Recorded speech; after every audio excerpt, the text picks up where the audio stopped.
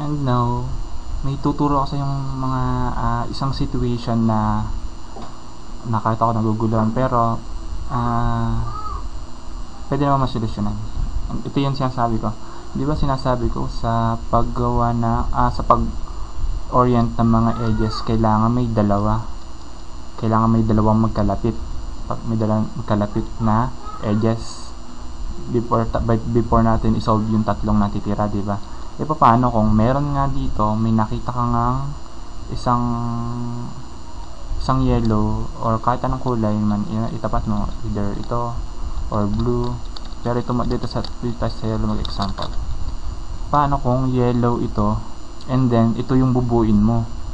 Kaso di ba sabi ko cycle lang, nagsa-cycle yung tatlong edges dito, pero wala yung pink, di ba? Wala yung pink, nandito yung pink.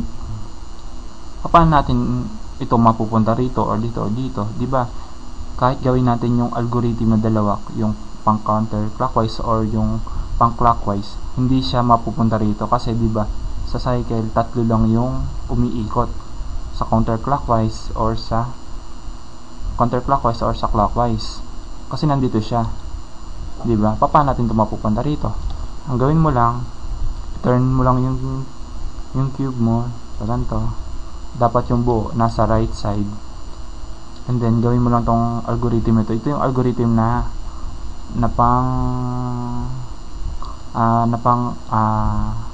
kahit yung sa dalawang yan, pumili ka lang ng mas gusto mo sa dalawang algorithm na ginagawa natin dito, gawin mo lang yan kahit ano dun, okay lang gawin mo. Ito yung pang counterclockwise,